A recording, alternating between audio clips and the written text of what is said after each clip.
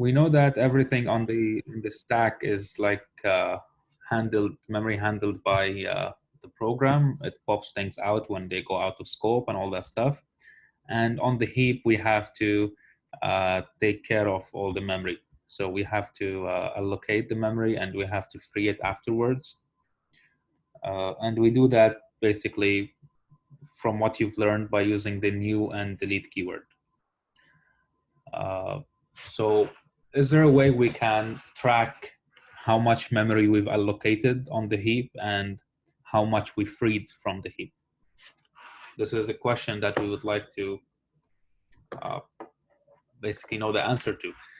We're going to design a very simple tracking tool in which it will tell us how many bytes we've allocated on the heap and how many bytes we've freed from the heap. Now, how do we start doing something like that? We can overload operators, and the new and delete words are actually operators, just like the plus, minus, times. These are all operators that we can overload. Here's actually a list of operators that we can overload. So everything you see here in front of you are operators that can be overloaded by us. The new and delete are also operators. The new array and delete array are also operators that we can overload. These are operators that we cannot overload, which is the dot, the scope, the specific things. This is the like the one for the when you're doing the if condition, I believe, in one line. The size of is also an operator and not a function. It's an operator that we cannot overload, but everything in the table above we can overload. So if we want to track how much memory we're allocating on the heap, the way to allocate memory on the heap is using the new keyword, this new operator. And when we do new, we're basically passing the size of how much we want to allocate on the heap, and it returns a pointer or it returns an address to that memory, like wherever that location of the first byte in the memory that was allocated. So we would like to overload the new operator and keep track of how many bytes we're allocating every time we call the new keyword or the new operator. And then when we delete something, we would also like to keep track of how much, what's the size of the memory we have deleted or we have freed, and remove it from the total amount of memory that we have on the heap. And this is what we're going to build today.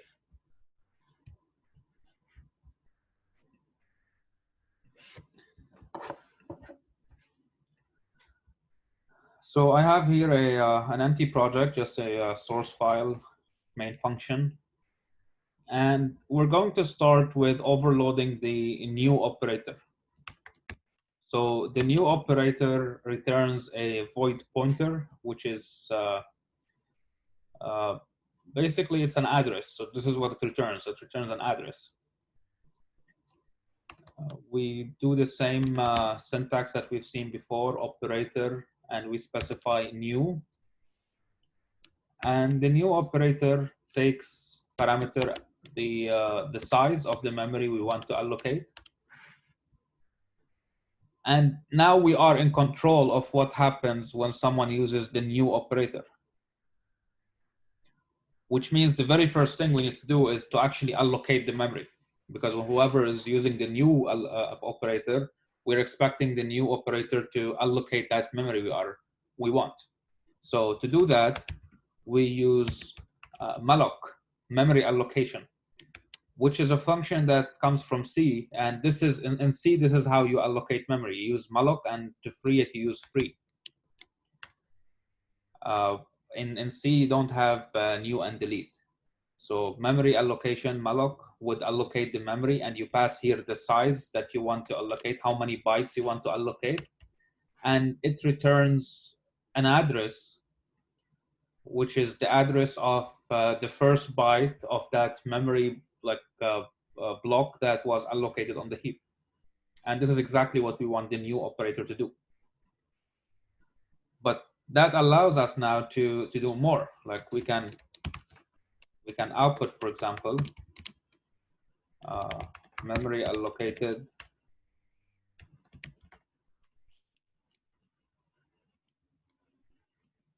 how many bytes. So bytes, like this much of bytes we've allocated right now.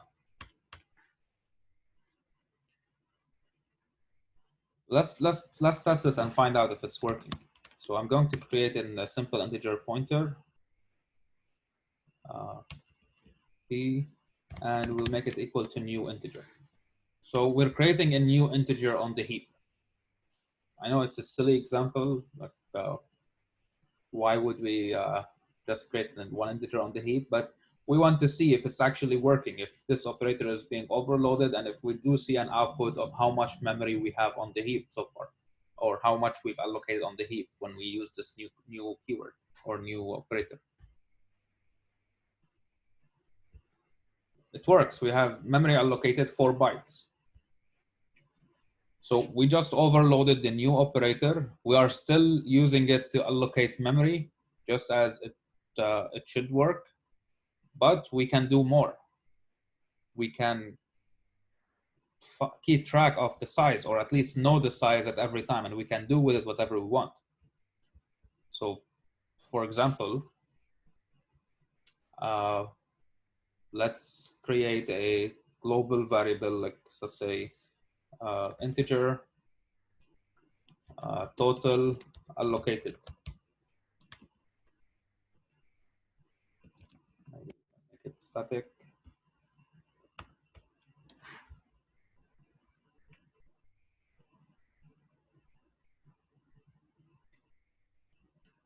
Okay. And now let's say inside here, instead of outputting how much memory we've allocated, let's just increment this total with the size. So let's say I do this 100 times. I'm allocating a new integer. And at the end, I just want to find out how much total memory allocated.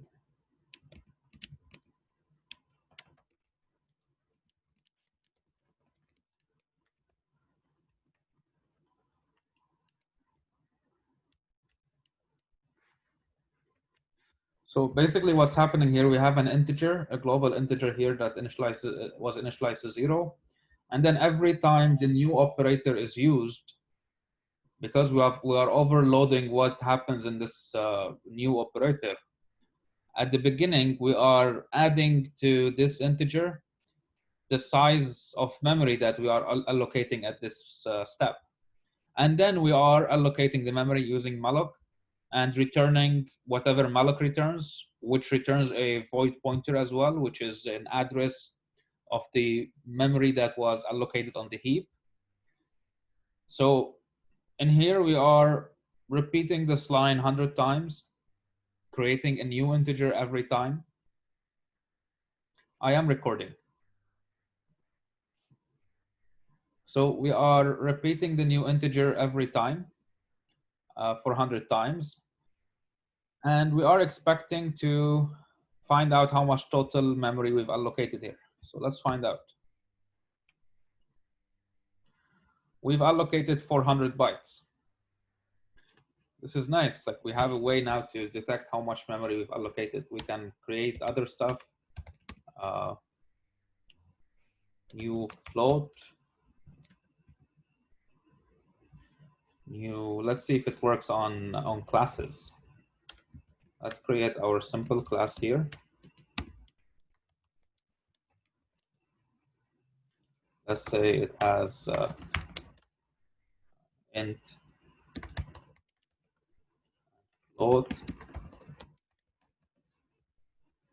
and let's see if all of this can be removed and just create a new simple object. Let's see if this also works. Total memory allocated 8 bytes. That's interesting. So when we create a object of simple, we are using only 8 bytes. I'm going to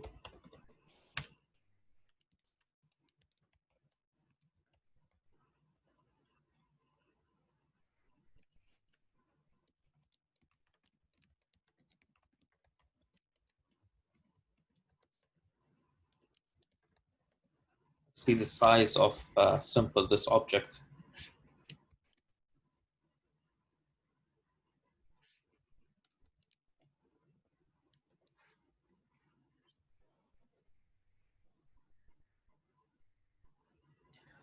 Okay, 8 bytes.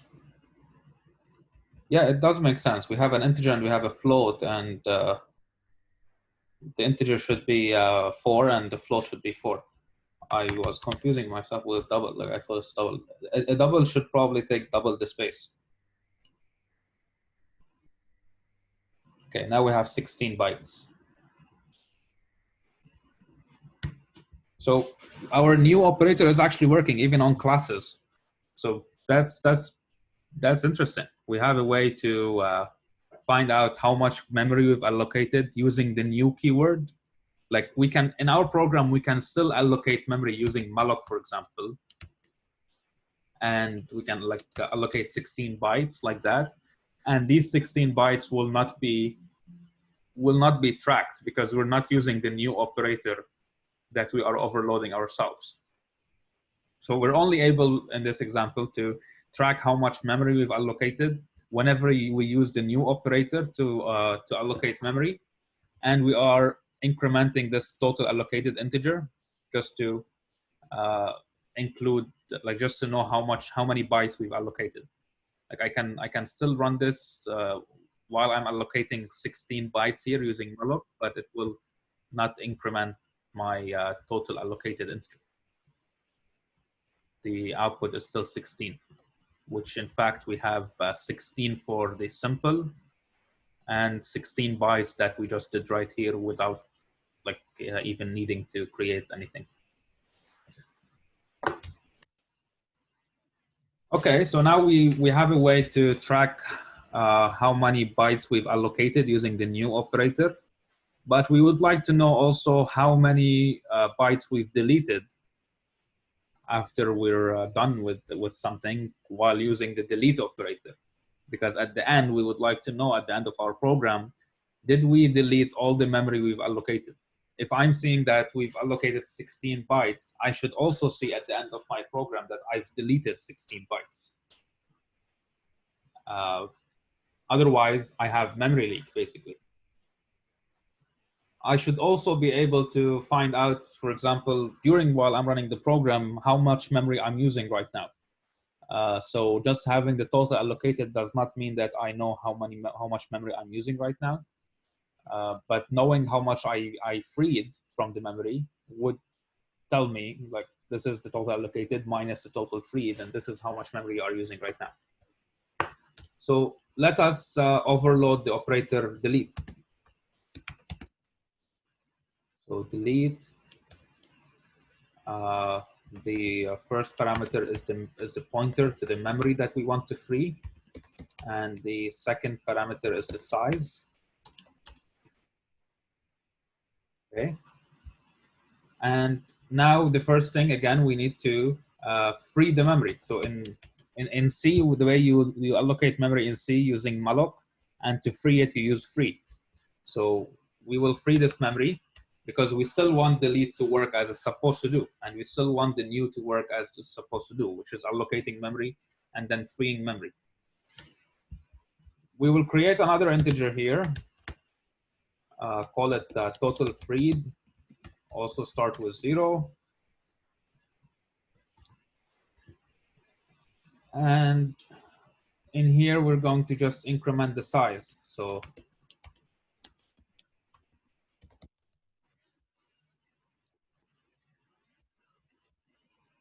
Okay, let's go to our main function again. I'm going to have this back allocating 100 integers. Let's forget about, we can keep it, doesn't matter. So we're allocating all of these. This is the total memory allocated. Total memory freed.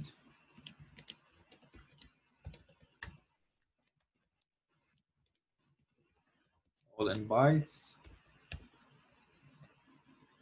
And let's say we have memory leak, how many bytes we have memory leak. So this is at the end of the program. So if we still have something in the memory before ending the main function, that means we have memory leak. So it will be the total allocated minus total freed.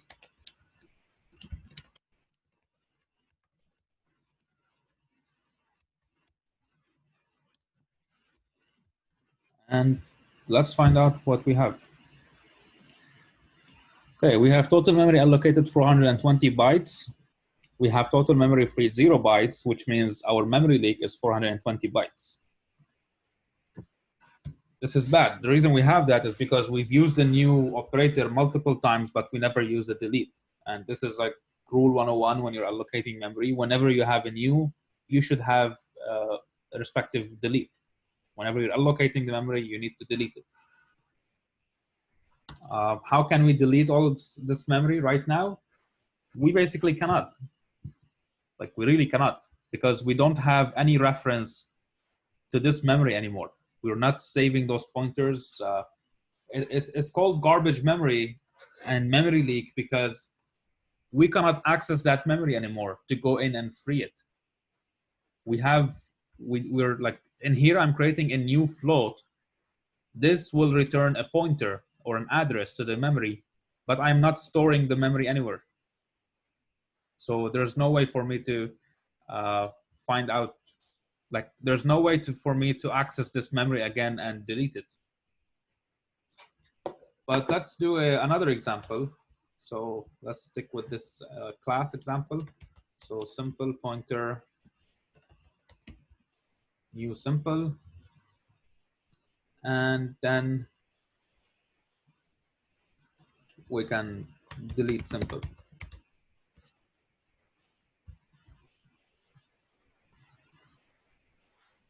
The total memory we've allocated throughout our program is 16 bytes. Total memory freed is 16 bytes. Memory leak is 0.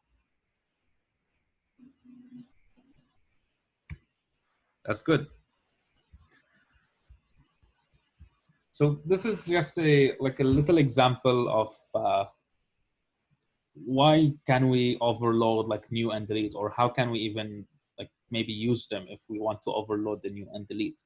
And this is a simple like memory tracking tool that we just created. Very simple, very basic, probably inaccurate. If we like, and anyone can detect one bad thing about our system here that will know that it's inaccurate.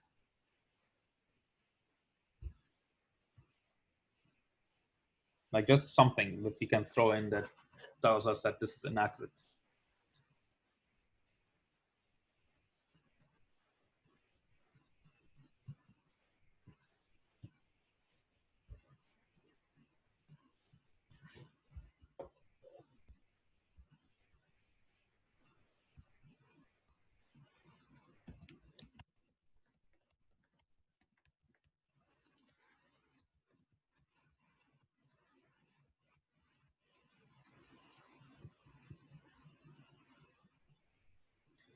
We are storing the number of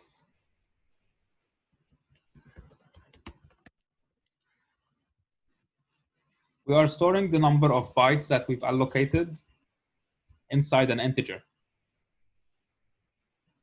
It's a signed integer even, not an unsigned integer.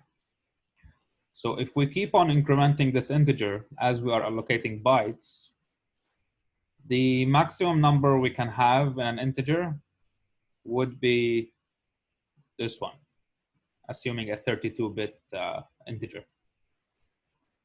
This amount of bytes is equivalent to 2-point-something gigabytes. So if your program is allocating throughout the whole runtime of the program, even if it's freeing it in the middle of it or something, throughout the whole runtime of the program, a total amount of more than 2 gigabytes, then this whole thing will not work anymore. Like basically our total allocated will just reset and start probably start giving negative values.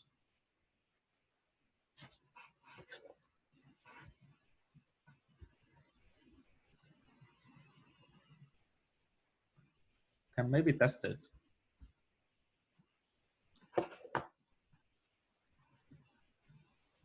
How many stuff do I need to allocate to reach 2 gigabytes?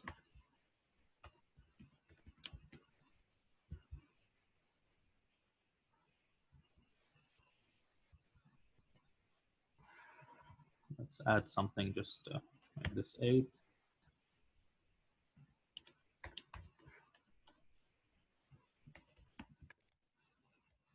So every character should be 1 byte. Let's see what happens. I have no idea how much time this will take.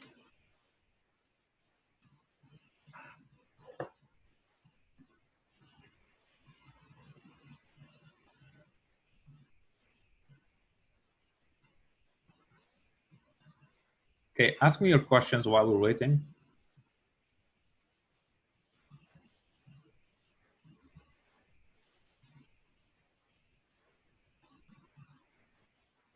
Actually, I think it will never. Okay, this is so stupid. This will never end. This will never end. I'll tell you why right now. I mean, it's the same exact reason we're saying that this will stop working.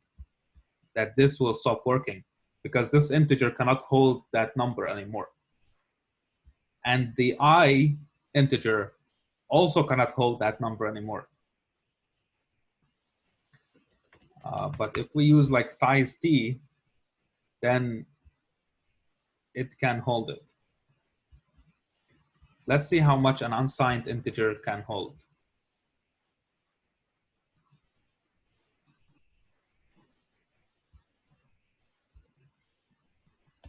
C++ maximum unsigned integer.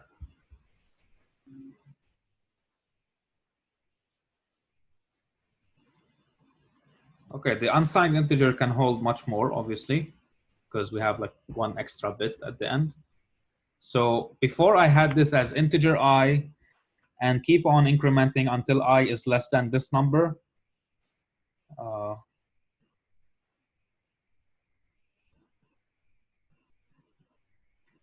But the moment I reaches the maximum integer number, the next increment will become negative. So it will always be less than this number.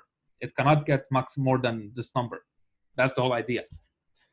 But if we have here an unsigned integer or a size t, which is also a type which is basically an unsigned integer, like you can even see it highlighted here, it's defined as unsigned integer. Now this unsigned integer can probably hold this number. It should be able to hold this number, which means this condition will terminate after it reaches this amount.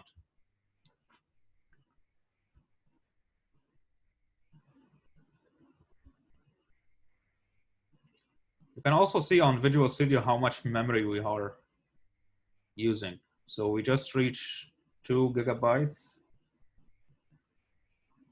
Okay, it should be done allocating stuff because this is the end of it.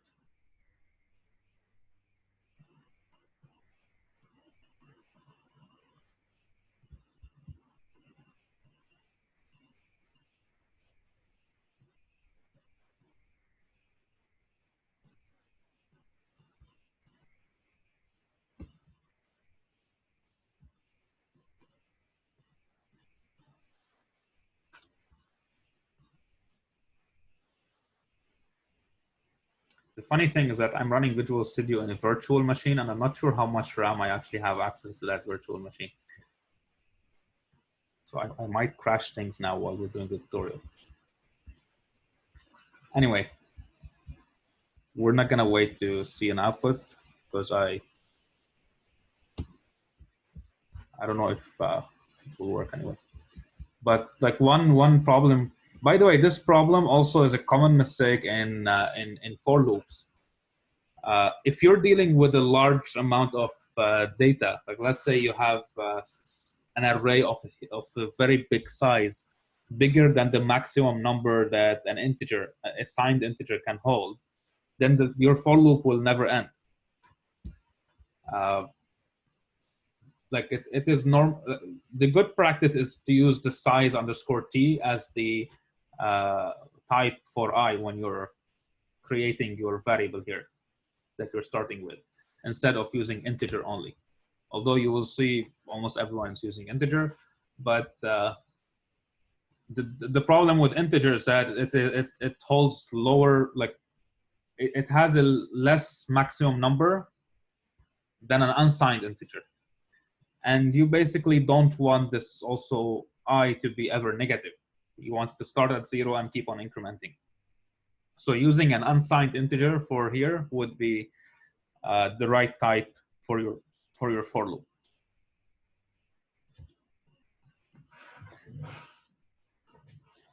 Okay, anyone have any question about what we just did?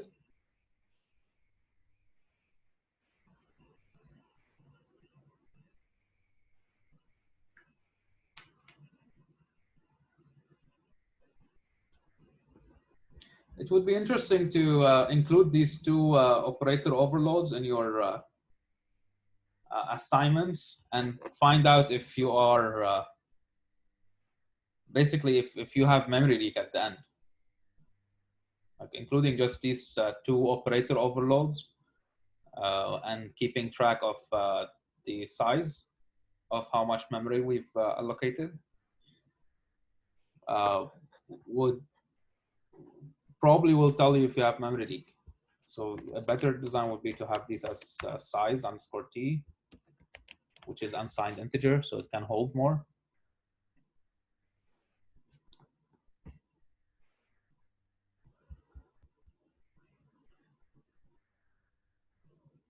Okay, no one have any questions about anything? I think your midterm is this weekend.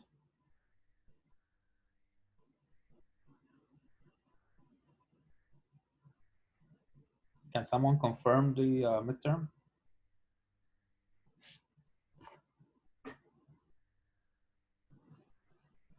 And no one have any question?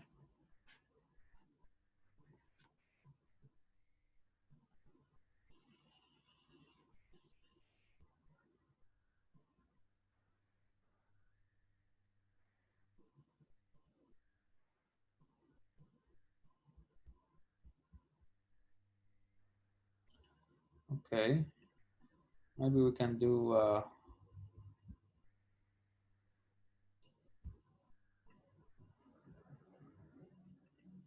let's look at some UML examples. We've seen UML before in the tutorials. That's just a reminder. So when we define relationships between classes, we have class composition, which holds the relationship of this class has another class. So basically, we create an object of the other class as a member of our class. And the other relationship is this class is that class. So that's an inheritance relationship. And when you're dealing with UML, like there's UML1, UML2, there's specific drawings and shapes that you have to like respect those symbols.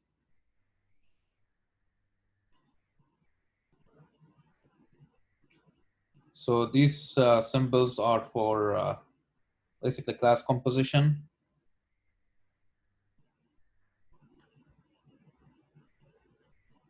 And these arrows are for inheritance. And when you have, like in every class you define, you have the members, which is at the beginning, and then you have the functions, the methods. They are separated by like a table. Sometimes you see the plus and minus written on it. I don't know if they're put here. So sometimes you'll see things like plus and minus at the beginning of every element, which will tell you if it's private or public.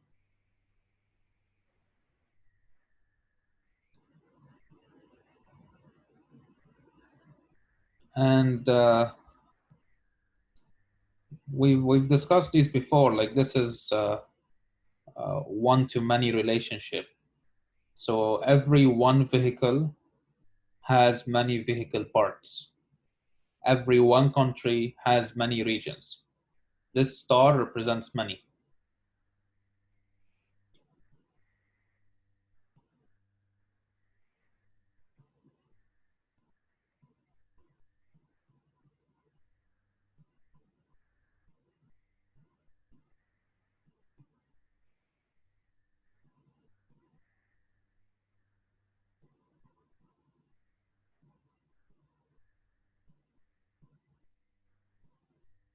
Okay, make sure you read all of these and you understand all these examples.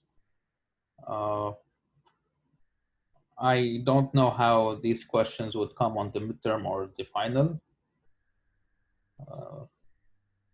but you should definitely understand every symbol in UML and what it means, and be able to, like looking at this, you should be able to describe the relationships. So a passenger is a person, and employee is also a person.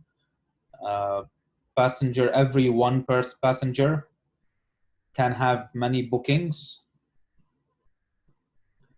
Every employee, or actually, uh,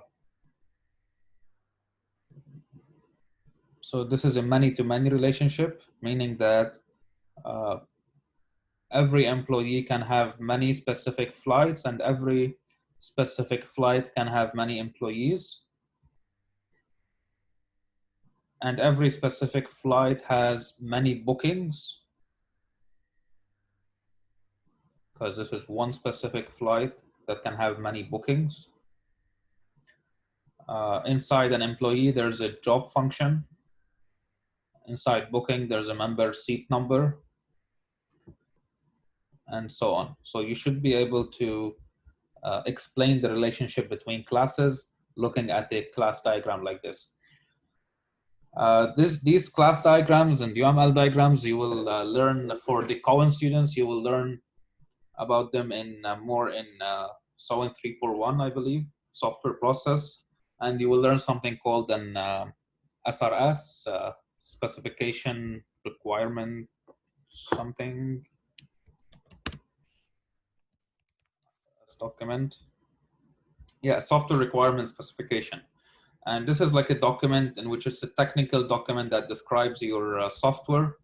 Uh, in short, this SRS document will represent your software inside out, in a way that if you give this SRS document to any team of developers, they should be able to recreate your software exactly. Meaning like every function, every type, every little thing in your classes, they should be able to recreate your like architecture behind your software exactly, not the implementation necessarily of the functions. Meaning the SRS will specify that this function, when you make a call to it, it will return this, but the way you implement that functionality can be up to you. But this is called like system requirements and specifications, which also in 390, COEN and ELEC 390, you will have to not to document the full SRS, but you will have to document like part of an SRS, and you will be following Scrum in that course. Which if you are taking in the fall, it will be my last time TAing that course.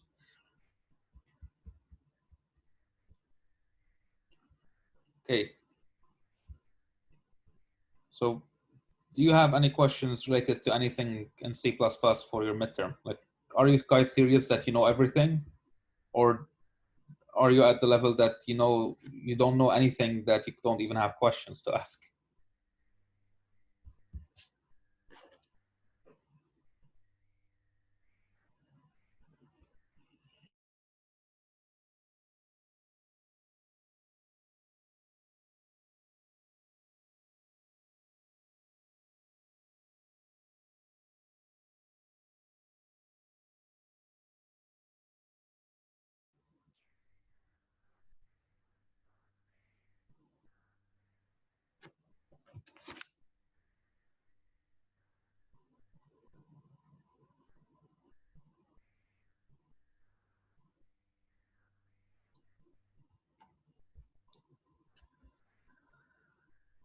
Okay.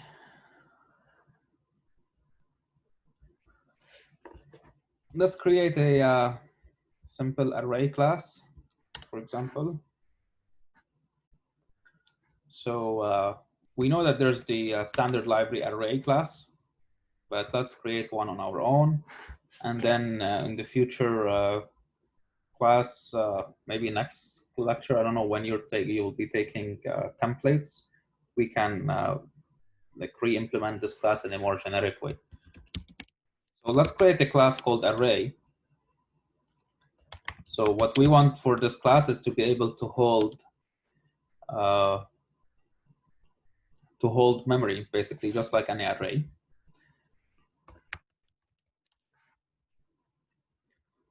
Now, we're gonna use it to store integers. So the way we will store the data will be an integer pointer. The thing about C arrays is that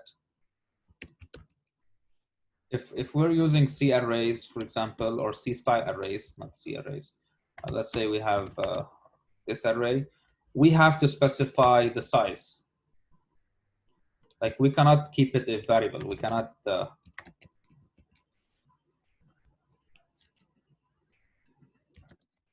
We shouldn't be able to do this because this size is not constant, and this size can change. So when you're using the C style arrays, the size of the array, even the C++ standard library array, so even this array, the size has to be defined at compile time, not on runtime, which means it has to be constant. If we're passing a variable, it has to be constant. So if this is constant, this will work. Which means the program is not allowed to change this anymore, which means we can, like the compiler can just know that it needs to allocate 40 integers for this array. Which also means if we're creating a class array, we cannot specify the size. Like we cannot pass the size here in the, let's say we have the constructor of our array, and we're gonna say size. Let's make the type. We just looked at why we should use size underscore t for sizes. So we cannot, by passing the size here, be able to just change the size of this array. Let's say we have here an array and say that, I don't know, this array has the size of whatever we're passing here. It will not work because this will be on runtime when we're creating this object of array. So what we will do instead, that we will be storing the data in a dynamic array, like dynamic array meaning that it's on the heap. So we will be dynamically allocating the memory of this array on the heap, and we will be keeping track of the pointer only of that size of that array. So when we are first constructing our array, we're gonna pass the size of how many integers we want. And let's say we have, what we need to do here is that we need to create data is equal to new integer of size. So we are creating a new array of this size on the heap, and we are storing the pointer in our private integer pointer. So this pointer, after we do the construction, will be pointing to an array on the heap of this amount of size that we passed to our array. If we create an array right now of size 100, let's say,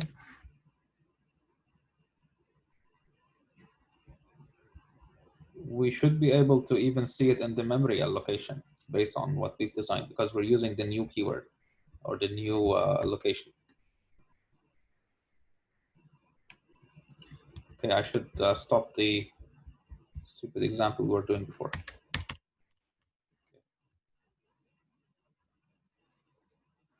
Okay, we have used 14 bytes in the memory by creating our array, and we haven't freed any of it, which is bad. So the very first thing we will do inside the destructor of this class array, we're going to free that memory we're using. So free actually delete, sorry, integer data.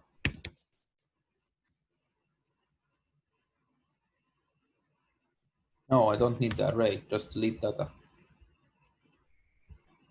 I think. Let's find out.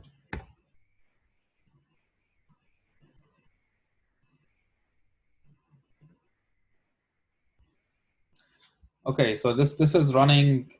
This is running before we this gets destroyed, because this gets destroyed at the very end when we're returning.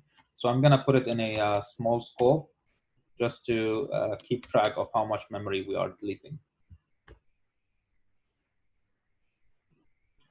Okay, so it's saying here we have freed only 4 bytes, which makes sense because this pointer is pointing to the first element of the array, and this is what we are freeing. So we will need the delete array. However, we are not overloading the delete array. Let's look at how we can overload delete array.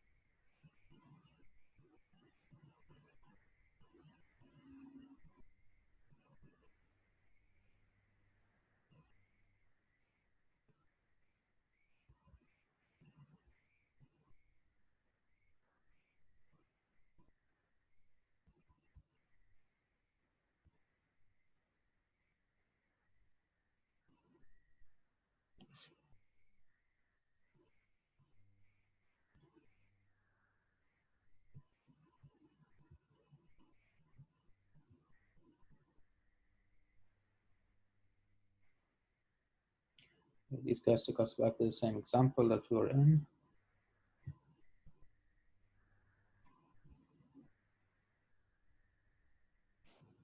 Okay, here it is. So it takes the memory and the size.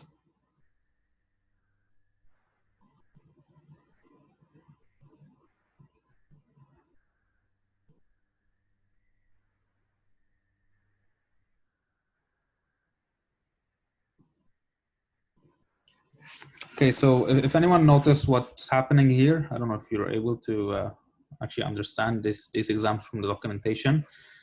This is an overload of the operator of delete of that struct, which is a class. So similar to how we said you can overload the global operators, or you can overload the members of a class, this is exactly what's happening here. This is an overload of the delete operators for this class only. And what they're doing when they're overloading it is that they are calling the delete global delete. So they're doing whatever they want, and then they are calling the global delete. And you can notice this operator here, which we said it's used to specify a scope. Like in the namespace, for example, std, we use it to specify that this is the namespace std, the std namespace, and then we, whatever we want, we specify something from that namespace. If we use it without anything before it, like a void before it, then that's the global scope. So we're specifying that we want the global scope, and they're specifying the global scope of operator delete, and they're passing the memory they want to delete. So it's really like just using the global delete, but overloading the operator of this specific class to output whatever they want specifically. So the question is, how do we free array in C?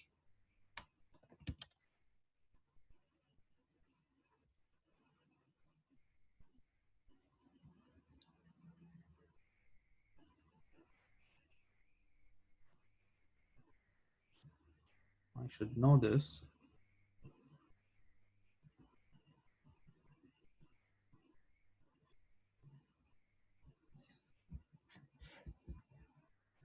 I think free should free the memory.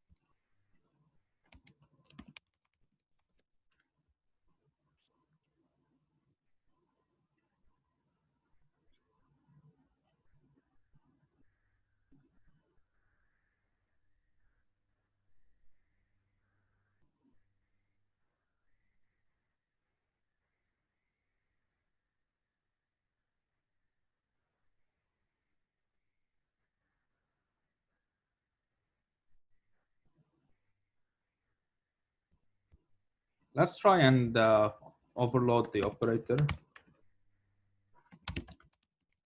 delete array, and let's find out what's happening. Let's see how much the size is being passed. So I've never done these before, actually. Never had to overload these operators, so I have no idea what are we actually passing to these operators. So I'm just gonna see what's the size we're passing here.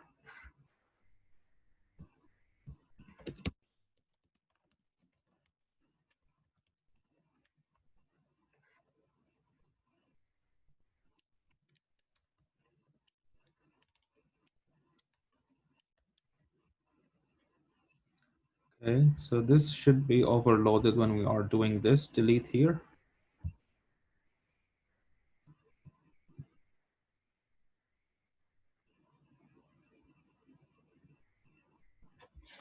Okay, it's not even used.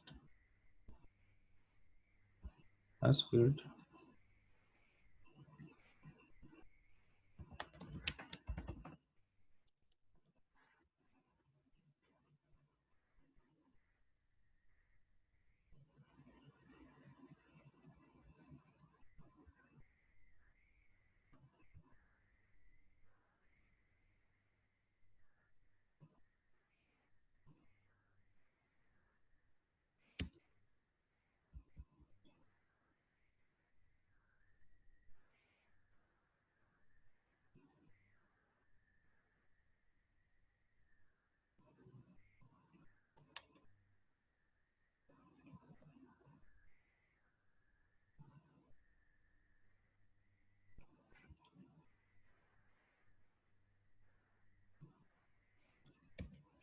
Okay, I have to read more about these and find out why, like how do we overload the operator for deleting an array. But anyway, we can disregard this and just stick with the creating our, like just using the delete array operator to delete there to free our memory after we've allocated it. So whenever we're destroying our array, we need to free this memory. What else do we want? So we need to have access to the basic operators. Like right now, I create an array. I probably need to be able to do this, for example, to access the 10th element in the array. Right now, I cannot because this operator basically is not like does not mean anything.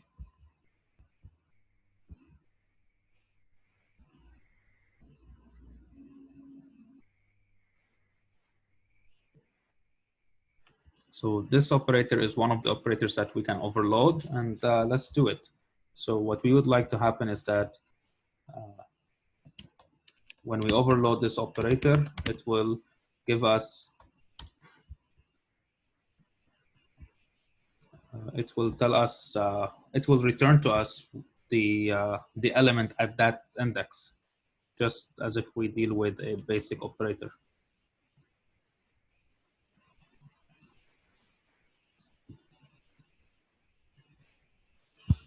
Okay, this operator cannot be a non-member. It's interesting. because it doesn't mean anything as not being a member of a class.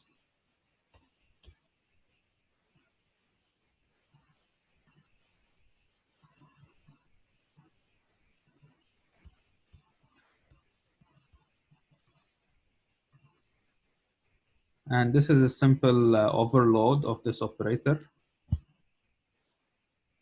So just gonna copy this.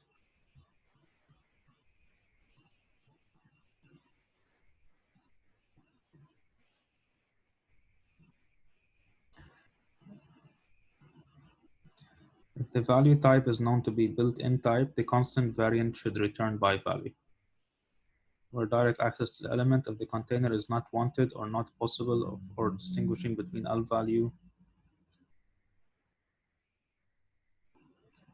Okay, forget the advanced stuff. Let's just have a simple operator overload for this class.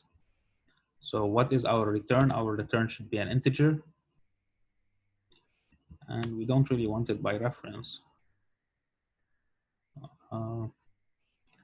It takes the size, which is the index. And what are we returning here? We are returning the value at this index. So we basically can access this array just like that. Even if it's a pointer, we can access it as a normal array. So we're overloading this operator. It returns an integer because that's the data we're storing inside our array. Inside this operator, we pass a value, which is an unsigned integer usually, this is why we're using size underscore t. Size underscore t is basically an unsigned integer. And what are we doing when this operator is used? We are returning data at this index. We're accessing the array and returning data at this index. So now we should be able to do this. Yeah, it doesn't give us any problems. Actually, we do need the reference. We do need the reference because if I do this right now,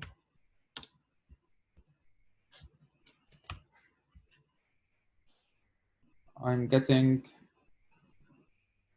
a problem saying that this is not a modifiable L value.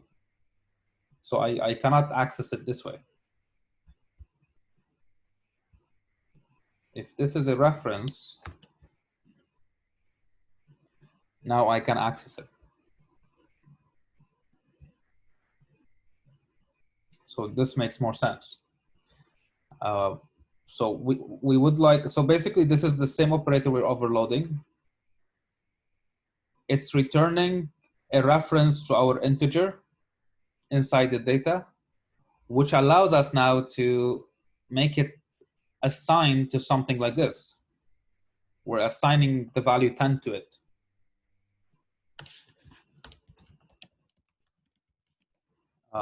Array at 10 at 0. Let's see what the value inside of it.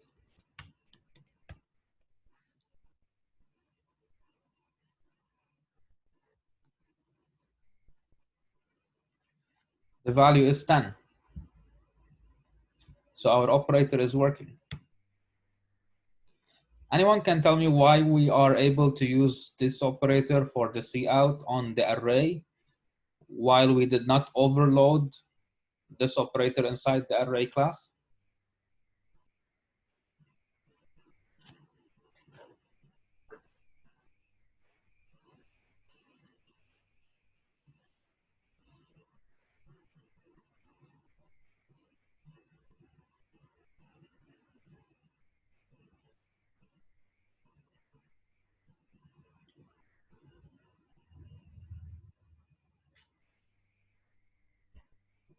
We're basically not using this operator to output the array as an object. If we were doing that, we would do it this way, which will not work because it does not know how to use this operator on an object of array. But what we are outputting is the return of this, which is the operator we've overloaded, which will return an integer, which an integer is defined to how to output it. if we want to return, like overload this operator for the array, we can make it do something like print all the numbers inside the array with a comma separated or something like that, which is not very common.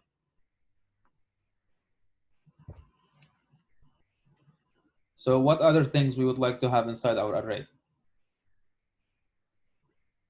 And here they're telling us that there's two operators, one is constant, one is not constant. This probably because one is used for being able to store something in it like this, and one will be used to read from it. So let's add both. They will both still do the same thing, but one is constant, one is not.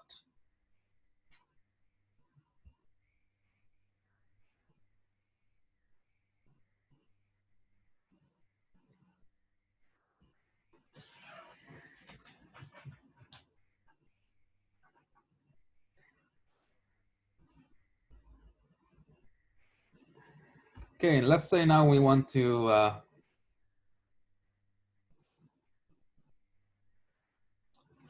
let's say we want to be able to do this, like array is equal to 0.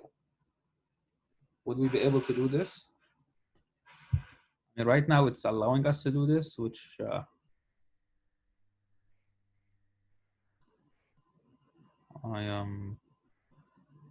think I know why. We've covered this last time. Anyone knows why this is not giving us an error? We have an object of our class array and we're putting it equal to 0.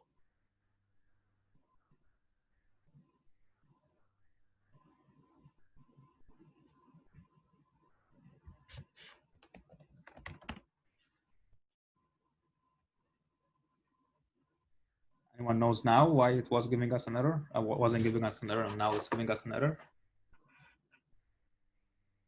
Someone should answer this. Otherwise, like you're telling me, no, not abstract.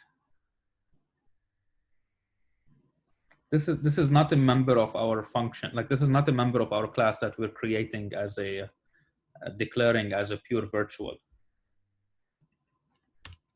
So this is our class. This is our class array. And we created an object of our class array. And now I'm just saying array is equal to 0, which really works as if it's just an assigning. So what it needs here is an object of array as well to make a copy of it. This will work like an assignment, like as a copy constructor. However, I'm not passing an object of array, I'm passing the integer 0. And if you remember from last time, what's happening here is that there's an implicit cast from 0 to an object of array. So it's actually using the constructor of array that takes an integer value, an unsigned integer value, and is constructing a new object of array right here. And it's making it equal to this array. And the reason it can do that because it's implicitly making this cast to this array. So if I declare this as explicit constructor, meaning you can only use this constructor when I'm using it, or I'm specifically saying that I want to use it, and you're not allowed to implicitly use it, now it cannot basically assign 0 to an array like this. Because array is an object of array, our class array, and 0 is an integer. So there's no way for it to change an integer to an object of array. Anyway, I'm going to add a function here. Let's call it initialize.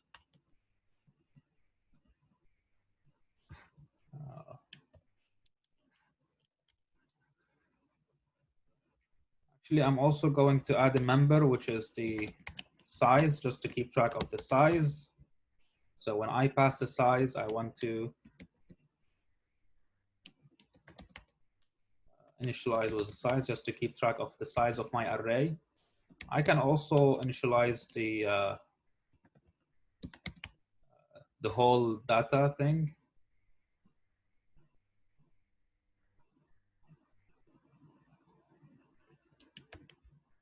Or maybe I cannot. Yes, I can. Okay, but not using the initializer thing.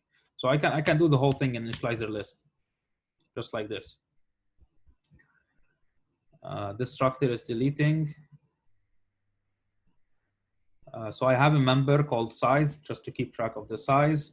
And now let's initialize. Let's say this is for initialization. I pass an integer just to initialize everything with this integer. And let's say I have a for loop.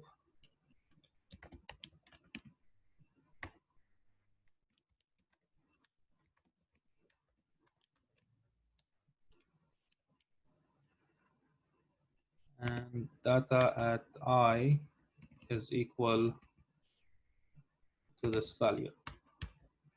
Just a way to initialize the full array. So now here I can do array dot initialize, and let's say 5.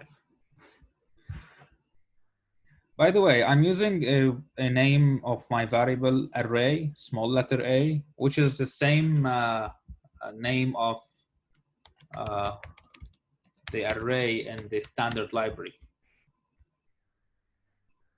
And if I'm using namespace std to include the standard library and everything, this might start having problems. So it is not having problem right now because it's seeing this as a variable. Let's run this.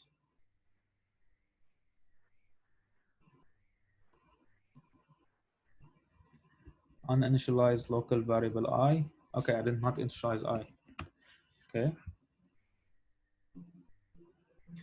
Okay, this is working, but if it can cause problems because now array is also globally defined because I'm doing using namespace SSD. So I can do array here and use the standard library array. So it will have confusions, at least from a readability perspective. So this is why you usually don't do using namespace std and you specify everything specifically.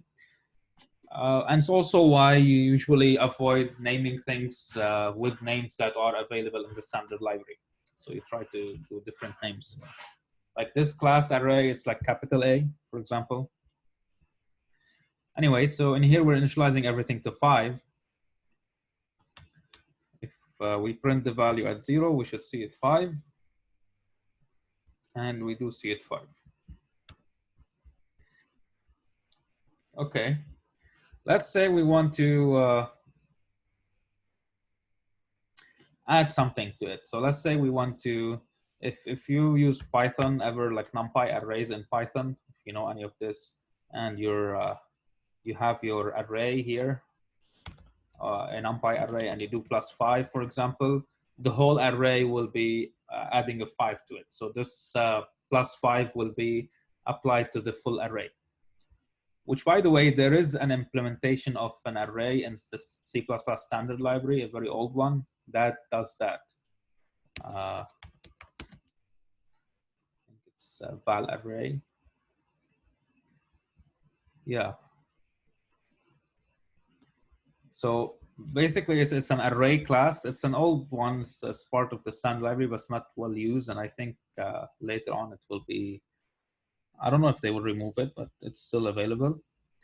And the thing about this class, val array, is that it has a lot of operator overloaded, which gives it a nice, like you can use it in a very nice ways. Like, for example, they give an example here.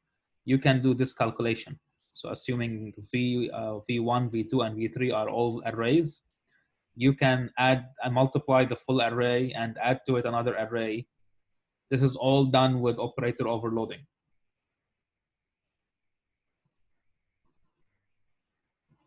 Actually, this is the, so instead of having a loop that does this for each element, I0 till the size, you can just write it like this. V1 equal A times V2 plus V3, which does the math of multiplying this constant A with every element inside V2, and then adding V2 and V3 together and putting it in V1. We can do something similar, just to add, let's say, an integer, not multiple arrays with each other and things like that, just an integer. So let's overload the operator. This will return a reference to itself. If you remember what we've discussed before last time. So let's return a reference to itself.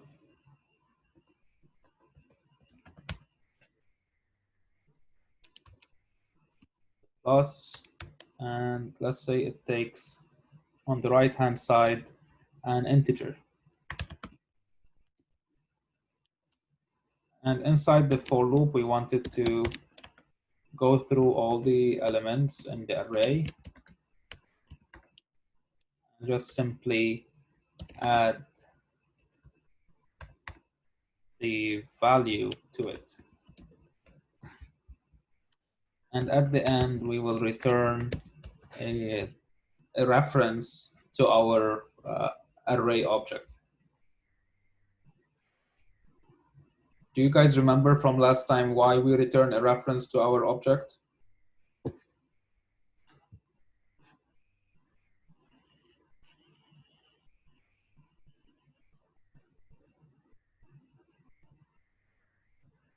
Anyone?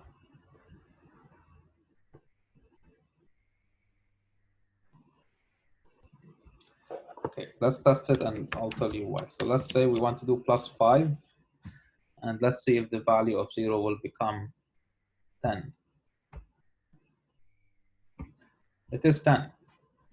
So our operator does work. The reason we return a reference to our array is because C++ and the syntax of C++ and the semantics of C++, we should be able to say array +5, and this should return a value. So let's say if this is equal to something, in this case it's an array object, but this should return itself. So this should return something in which we can use. If we have, so let's say integer A equal 5, integer B equal 5, and we have A plus B.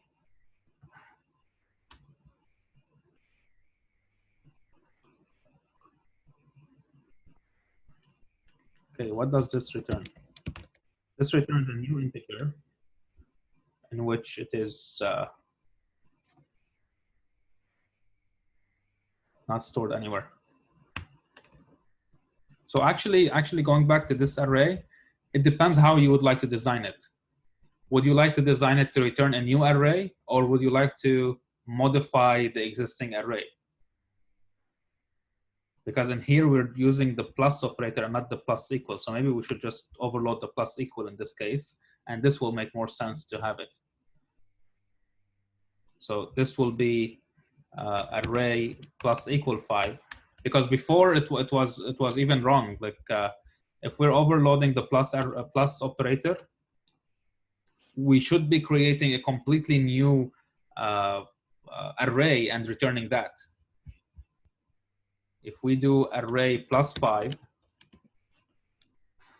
the return here should be a new array, not the same array. But if it's plus equal 5, it will be incrementing every element with 5. So now the question is, how do we, let's overload the operator of plus. But here's the thing. Can we make a copy of our array easily? Like, can we right now make a copy? And the answer is absolutely not, because we don't have a copy constructor. If we make a copy of our array right now, it will be a shallow copy, which means our data in the on the heap we will be copying the pointer and not the data. So we will have two arrays pointing to the same data on the heap. And things will get messy and all that stuff. Whenever you're creating memory on the heap inside your class, first thing, you always, like, you construct it, you allocate the memory in the constructor, and you always delete the memory in the destructor. And second thing, you will need a copy constructor to do deep copy whenever you're doing copy. You should remember shallow copy and deep copy from the maybe second tutorial. If you don't, go review it. So how do we create a copy constructor here? We pass another array by reference, constant reference. And now we want to copy all the data. So we do a new array. So this will be our new array, and the size of it will be equal to array.size. Now we will create, okay, array.size is, we don't have a function size, so we have a member size. So let's create a function size. It returns size, T, let's call it size, and it basically just returns the size, which is our member here. But at the same time, we don't need to do this. We can just access it directly.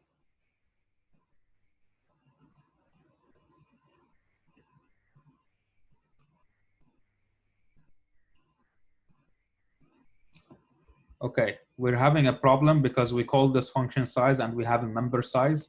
So let's make this underscore size instead of function size.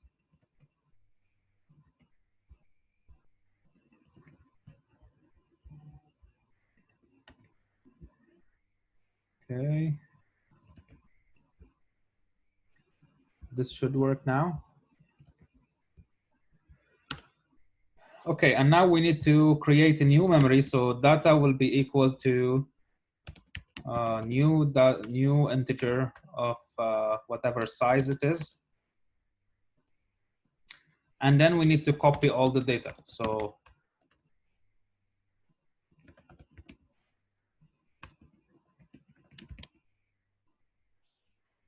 I is less than size, I plus, and data at I is going to be equal to array at I. We can use the operator. We don't need to access the data directly. So this will copy all the data from the array we're making a copy of to the new array that we are constructing. And this will be our copy constructor for the array. So which allows us now to make to overload the operator of adding. Actually, what it should return is a new array. So it will return an array object, operator plus, and what it will take, let's say it will also take an integer. We're not doing adding two arrays at this moment. We're just adding an integer to it. So the way it should work is that now we will not be modifying the data directly. Let's create, let's do this, return array and pass to it this. So we're making a copy of ourselves first, and then we are adding val to it by using the plus equal operator. So the plus equal, so first part here, we are constructing a new array using the copy constructor, and the one that we are making a copy of is ourself. So this, but we are dereferencing the pointer to return that reference to that object, and we are passing it to our to the copy constructor. So we are making a copy of the array, and this part here will return a basically a new object of array that we're constructing. And then we are using the plus equal operator on this new object, and we're adding the value to it. So it will add them to all the elements of that array. And this whole thing, this operator at the end of it, it will return a reference to that object as well. And then we are returning it. So this should return a new array with the value, like copying everything of the existing array and then adding to it the value we are passing. Let's try it and see if it works. So if I do this right now, array plus 5, this should not change the values of the array whatsoever. My array started initialized at 5, then I incremented everything with 5, so the values should be 10. And then I did this. This should not change the value of this array, but it should return a new array object with the new values. So if at this point I just output the value of array 0, it should still be 10, and it is 10. But let's store this array here somewhere. So array 2. So the return of this will be stored in array 2. And now let's output the value of array 2 at 0.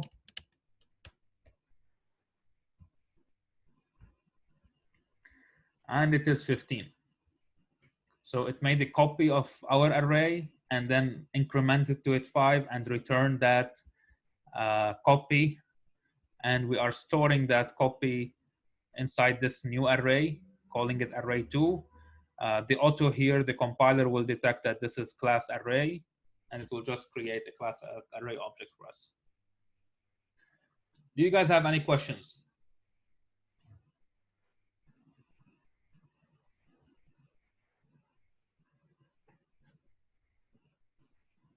Are you guys listening?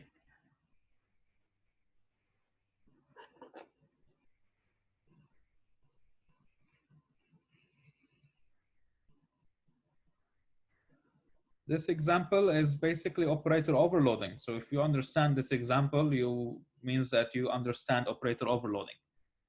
Now, where would it be useful? I mean, this is an array. This is an array class. So if you're doing a lot of scientific calculations, like this val array that I showed you, actually has these operators overloaded. It has all these operators overloaded, and you can apply arithmetic operations on the full array. So right now we are right now adding an integer to it. Let's do 1 so that it will just make a lot of sense. So let's say we are overloading the same operator plus equal, but what we are passing to it is an array as well. So array by constant reference, call it array. Now, what do we expect for this to do? We expect for this to copy everything, so like to add every element. So we expect this to have at element 0, copy this to this, and copy that to that, and so on. Which will, like, it will reduce you from doing a for loop. So it will be like our first array plus equal array 2. And now you're not having any for loop anymore. You're just adding every element. Like instead, you would have to implement a for loop, I less than size, whatever, and then in here, array at I plus equal array 2 at I, for example. But if you overload these operators, then you can do a lot as a mathematical library with arrays that will simplify your life. If you use Python with NumPy arrays, for example, they have all these operators, and it's quite very easy to use it. Now, we can overload this operator before we leave, and let's see how we're going to do it. So there are some issues here. If the idea here is that we're going to be, let's say this is our first operator, the first array, and it has value 0, 1, 2, 3, and this is our second array, and it has the values 1, 2, 3, 4. Okay. What we should have as a result inside the first array, which we are adding to it because it's plus equal, we should have the values 1, 3, 5, and 7. This is the result we should have. Now, we probably have few problems that we need to take care of. In this perfect example, both arrays have the same size, but what if some array does not have the same size? So let's say this is 5, 6, whatever. It has a completely different size. What do we do here? What I would do maybe that I would still add them just to stop. I will stop here. Now, what if this has just like 2 elements instead of a full array? I would probably still add them and just up to here. Although this might not make sense in the library, so we might not do anything except if the arrays have the same exact size. And this is what we're going to do here, just to we're going to not do anything unless they are of the same size. So if size equal to array.size, okay, or like that, it's fine. Now we're going to, actually, if it is not equal, let's return right away. If it is not equal, return this. So we're not going to do any changes whatsoever, and we're going to return this. Later on in the course, you will learn about exceptions, and in here we can throw an exception to basically tell the program that there's a problem here and we cannot continue. So when we cover exceptions, we can maybe even go through this example again. But now if this is equal, it means that we are not returning. It means we can execute whatever we write here. So let's add them. So for equal to 0, it doesn't matter which size we use, this array or the other array, because they are equal. We've verified this up at this step. If they are not equal, the whole function would return and we wouldn't be able to reach this part in the execution.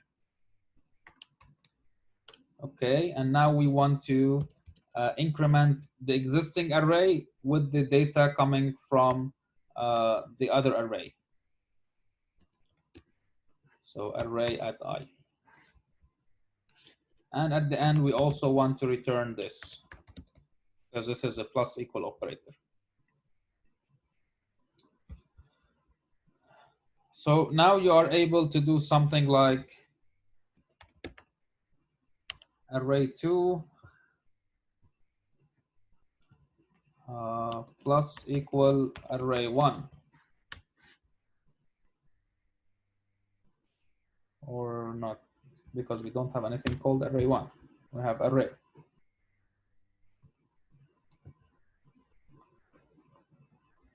Okay, let's see the values of 0 in array1, and array2. So now array2 has the value of 25. It started at array2 is equal to array plus 5. Array started at 5, then we added 5 to it, so it's 10 plus 5, it's 15. This here returned a new array using the copy constructor. It was copied to array2. And then array2 plus equal array, this is the operator we just overloaded. It incremented every element inside array to array2. So we were at 15, and array2, okay, array2 is at 15, array is at 10, because this is where array stopped changing, which means array2 should be at 25 now.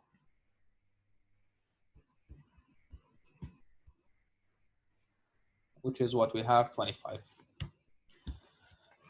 So why would this be useful? Because it can be a really nice mathematical array library in which you do mathematical calculations easily at like a high level way. Right here, these like 3 lines would be implemented with like 4 for loops, 3 or 4 for loops to implement these 3 lines.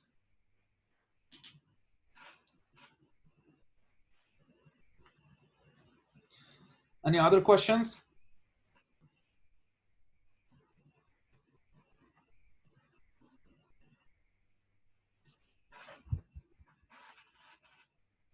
Okay, I'm going to stop sharing and I'll pass the form for your attendance.